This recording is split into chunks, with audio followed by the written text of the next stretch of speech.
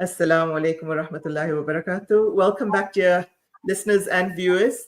I'm delighted to welcome today to our studio Azad Essa, award-winning journalist and author based in between Johannesburg and New York City. He's currently a reporter for Middle East Eye, covering American foreign policy, Islamophobia, and the race in the US.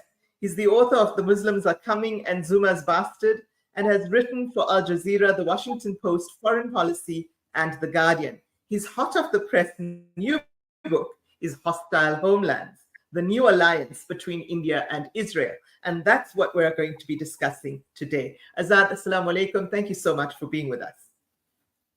Islam. Thank you, Aisha. Very happy to be here.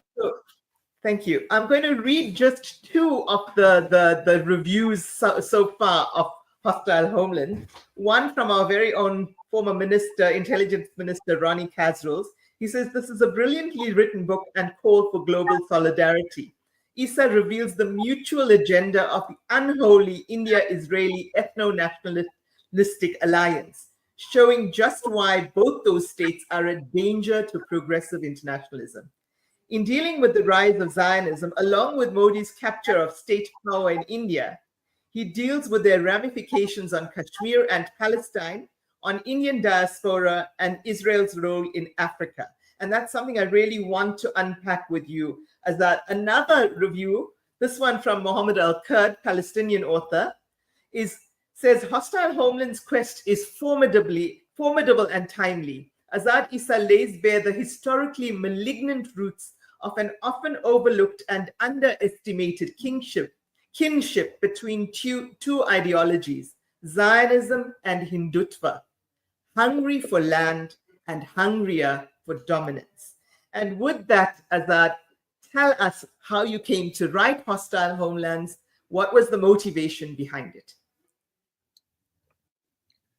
Thank you for the generous introduction. How do I come to writing this? So there's a long answer and there's a short answer. I'll try to find the in between. Okay. Basically, I had an image of India growing up growing up in South Africa, right?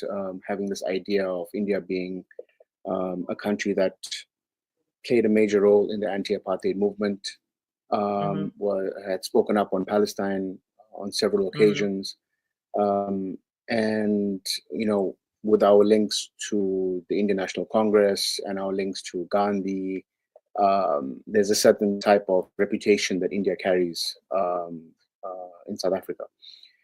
So, I grew up with some of these ideas, and when I studied in India for a short period in the early 2000s,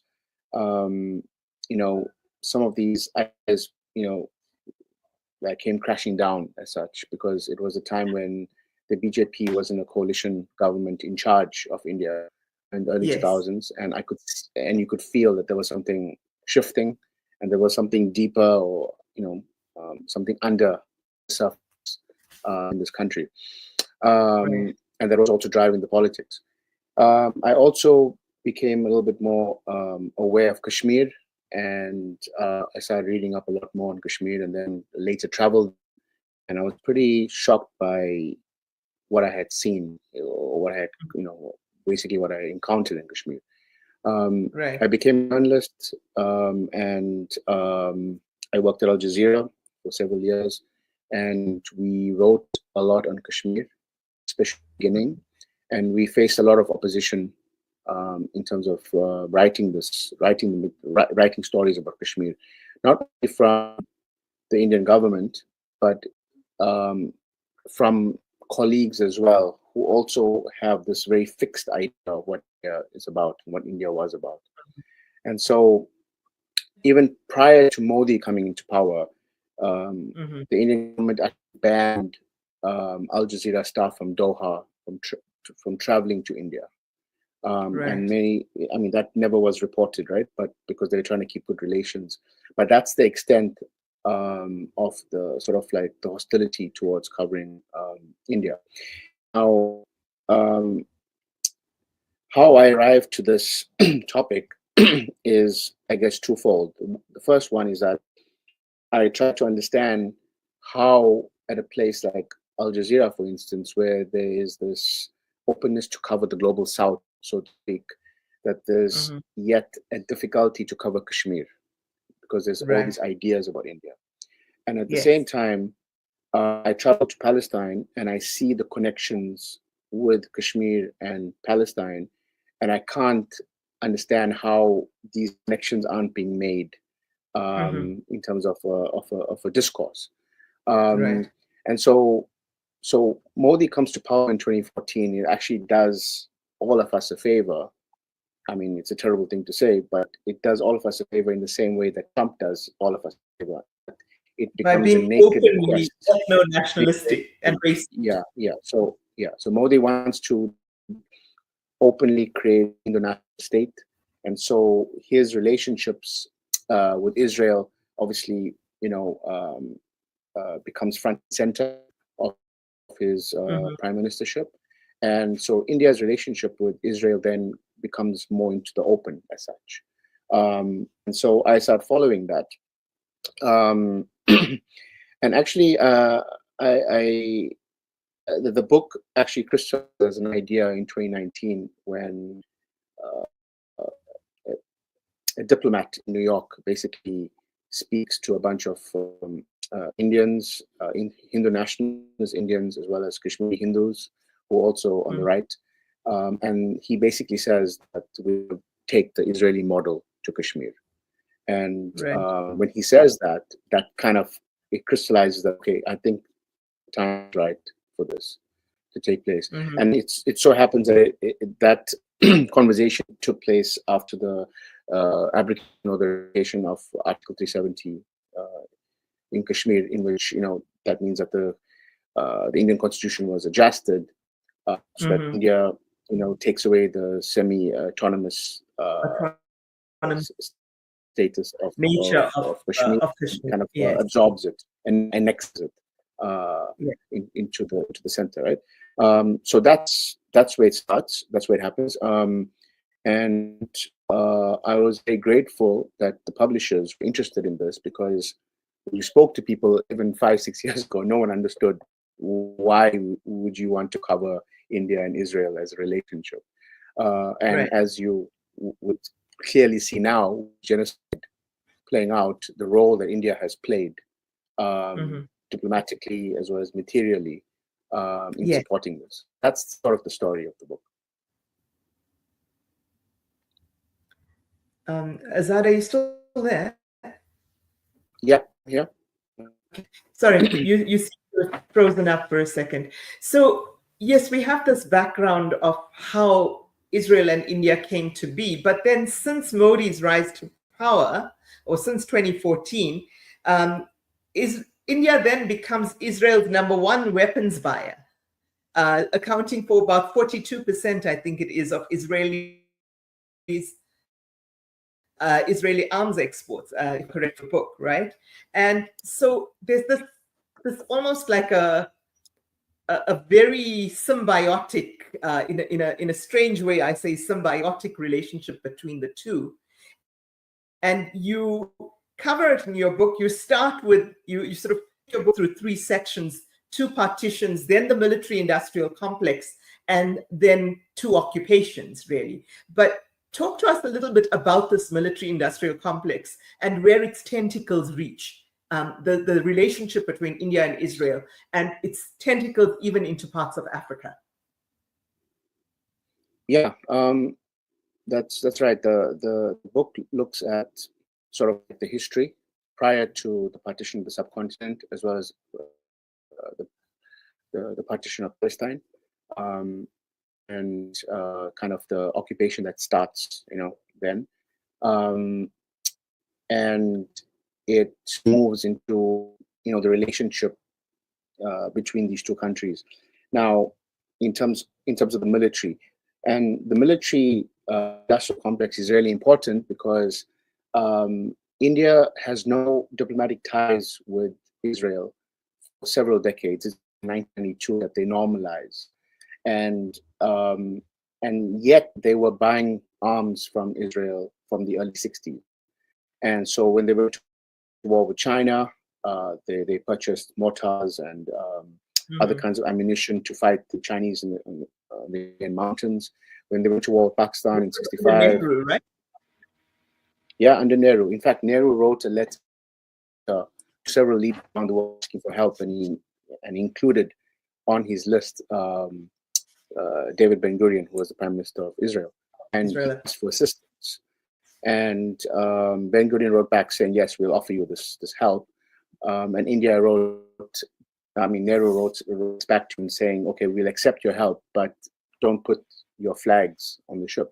On the ships. So kind of like indicating sort of like the hypocrisy of the Indian government, as well as this two-facedness, right? Because India has had this image of being anti-imperialist, anti-colonist, sort of part of the non-aligned movement, and then through backdoor channels, it was actually buying Israeli weapons. So it's buying Israeli weapons, and it's actually looking at Israel as a kind of country that they want to emulate as well. Yes. And it starts back in the 60s, So the book and the Socialist Project. Yeah, yes. Absolutely. So that it starts back then, and as early as like 67, India goes to in 67, what happens is that the so-called 6-day war takes place, and the Israeli armies sort of decimate the Arab armies, and the sort of formal occupation begins. But India sort of condemns what takes place at the time, but its army starts studying how the Israelis actually did the work in 67. They want to learn Israelis as a model, even while condemning them. Yeah, and then Indira Gandhi becomes prime minister in that period as well in the forthcoming years, and she sets up a direct link between the Foreign Intelligence Agency, which is called RAW, and Mossad from her office.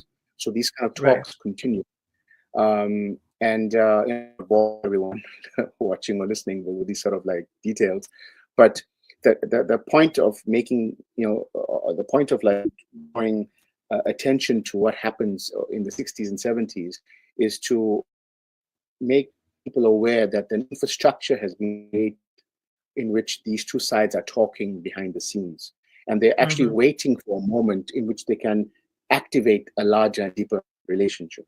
And that happens in the 1980s, in which India wants to now open its economy. It wants to it wants to privatize, it wants to deregulate. Yes. And because it was a very a closed economy, wants to become a sort of modern 20th century capitalist society. It has a huge youth base that doesn't have enough jobs. Salam Media, your spiritual companion this Ramadan. World-class financial services only at Sapphire Global, your financial partner. If you are looking for Islamic, Sharia, and ethical financial products, look no further. Sapphire Global offers a wide range of financial service offerings from short-term to life and investments. A full-service center with all financial requirements under one brand. Our highly skilled and experienced consultants are ready to help protect your financial future. Contact us on 041 001 0184 or visit our website on www.sapphireglobalfs.com. Sapphire Global is an authorized financial services provider. Join Africa Muslims Agency this Ramadan as we dig deep, reaching into the heart of the earth to fill the cups of those in need. A water well or borehole provides multiple mercies beyond clean drinking water.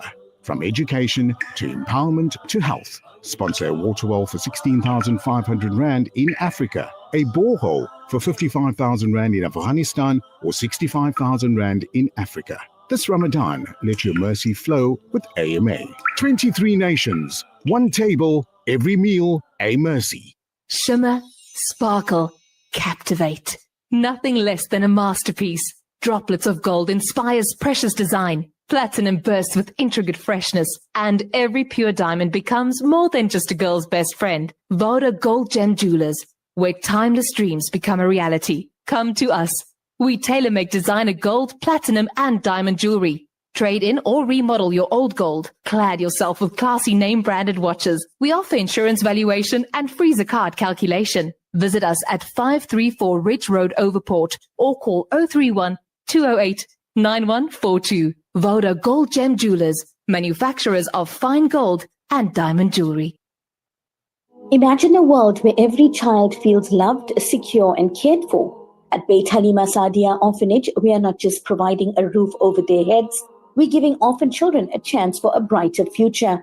For just 1,500 rands a month or 18,000 rands a year, you can sponsor an orphan and transform their life.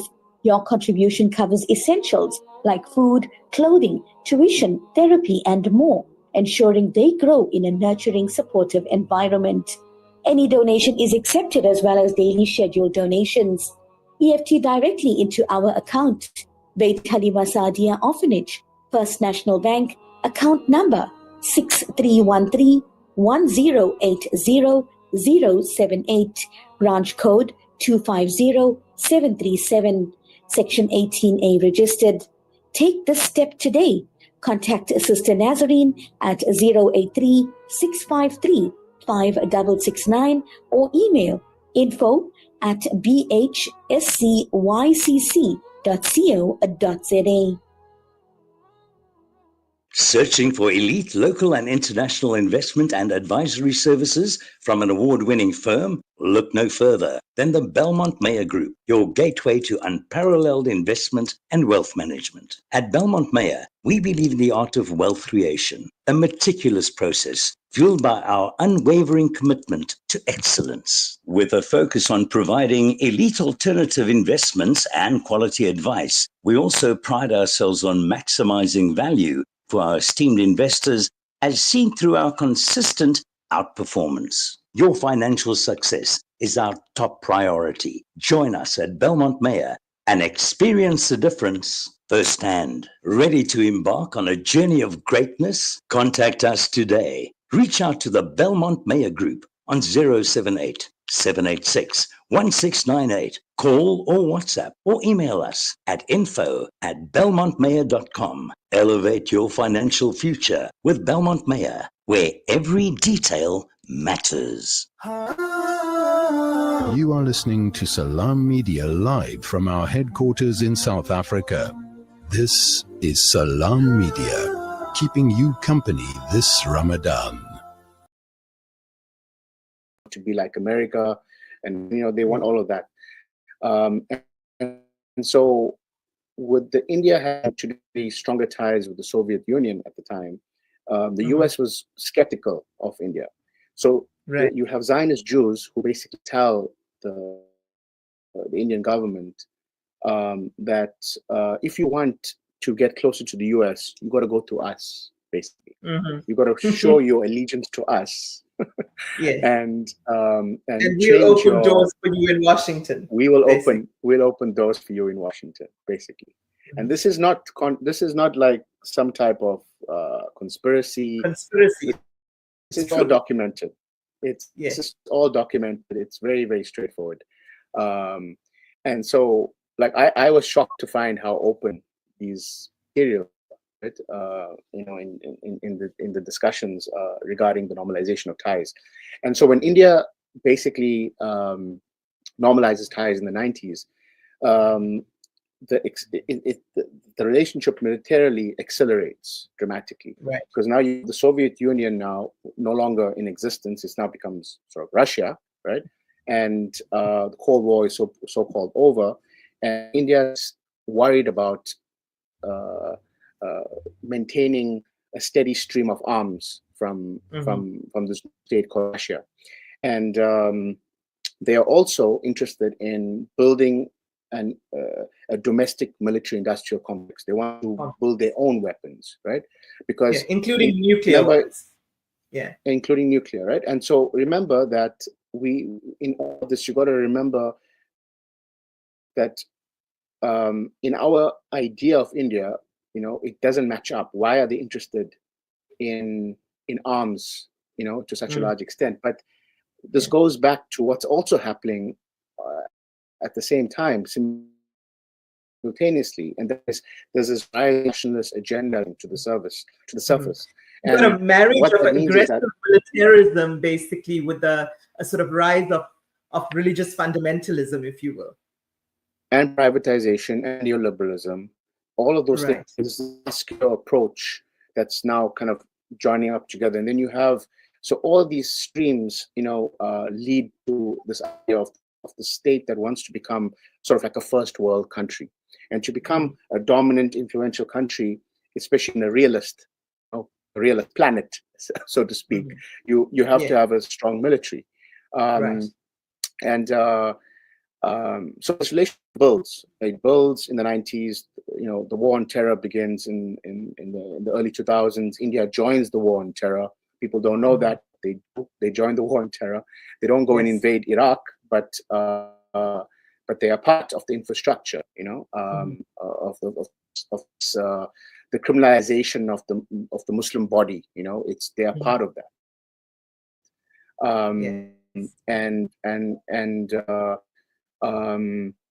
This relationship then builds, and then you have Modi that comes to power. And this is, sorry, I went on a bit of a tangent in terms of the history. Modi comes to power, and then he kind of consolidates that relationship. And the arms spending between 2015 and 2019, when it comes to Israel, increased by 175%. And India now purchases between 42 and 46% of all weapons that Israel sells. That's enormous. That's almost 50%. That's almost 50%. So, so even before we get to this genocide, before we get to this moment that in which we are horrified by sort of what Israel has been doing to Palestinians, it's in the West Bank, whether it is in Gaza, India, by merely purchasing that many arms, it goes to your point about this being a symbiotic relationship, because it's basically it's financing the military-industrial complex. It's helping sustain it, and so that's where we now. In terms of what this means, what weapons are we talking about? We're talking about India purchasing, sensors for fences that they will build on the border on Kashmir, right? They're separating the two sides. They purchase drones. They purchase machine guns. They purchase surveillance, and intrusive surveillance, if there's actually such a thing of non-intrusive surveillance, but sort of the kind of surveillance that will tackle your phones, right? Yes. I had an interview with Anthony Loewenstein last year, and we talked through these various types of surveillance that Israel is so good at, and uses the Palestinians as the laboratory for, almost to battle test before they, if you will, reality test before they sell this kind of technology on. So, I hope this is an idea. Yeah, no, 100%. And people battle sometimes to understand what that means in terms of a laboratory. What does that mean? And the easiest way that I can put it is that we see countries around the world, imposing themselves on minorities, or imposing themselves across their border, or occupying people within the cultures, like Morocco or India in Kashmir, or any other place. Rwanda in Congo, yes. Or Rwanda in Congo, right? A lot of these things happen, under the secrecy of night. It happens quietly on the internet. There's no televised, spectacle. But in Israel's case, why do they allow a lot of these things to be seen? And that's part of the story of the laboratory.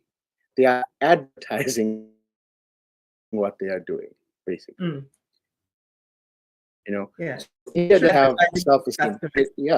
Look at, they're going to when they go into Gaza and they are bombing things and they are destroying things, and they are so confident they're going to get it, and they're confident that the rest of the world is going to follow suit with some of these weapons, that they are openly advertising it.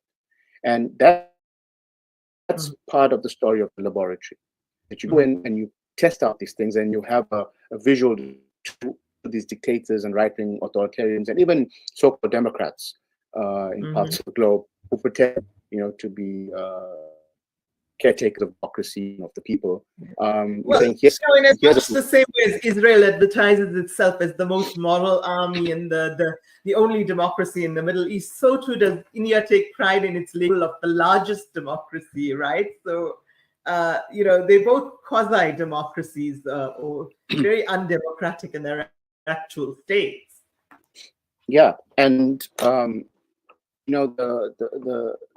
again, the hype behind tea is not incidental. It's not some elitist idea as well. But what it does is that when you self-identify as a democracy, you are essentially selling the idea that we are a country where there are checks and balances, that the people are actually in charge, that there's a way to hold ourselves accountable.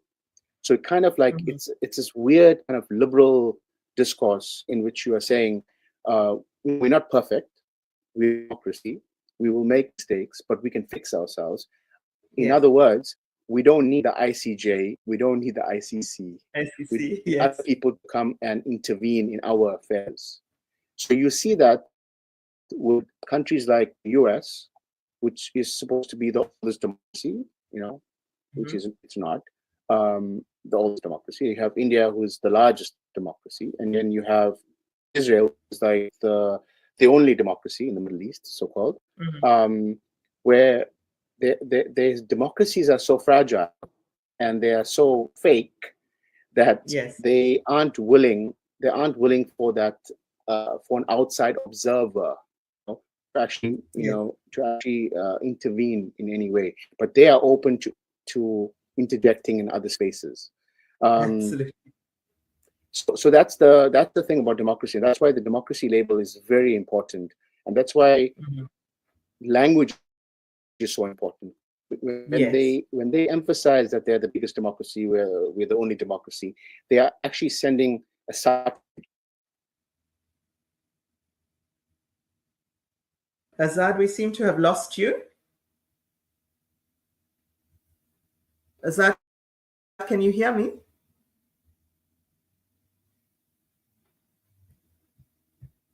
Azad, can you hear me? We seem to have lost you for a couple of minutes. Yes. Oh, yes, you're back. Sorry about that.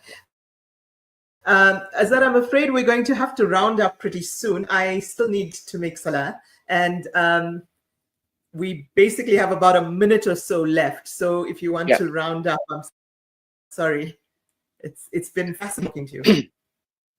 No, it's a big topic, and I understand that many people still are skeptical about seeing India in a different light.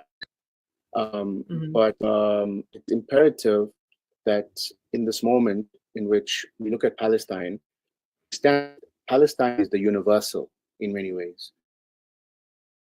It's sort of the story of oppressed people around the world. Our eyes on Palestine at this moment, but remember to keep your eyes on other places whom are using, or where they are using very similar methods, but it's a little bit quieter, or it's a little bit more disguised. And it could be in South Africa, where some type of oppression that takes place. It could be in Kashmir, it could be in Congo, it could be in Sudan. So the idea is that the people should think about the method of Palestine rather than just about it being about Palestine. And so when you look at the method, then we are able, it should drive the way we consume, the way we live, and the relationships that we build as well, the alliances. And that's the kind of the idea of writing about these comparisons, basically.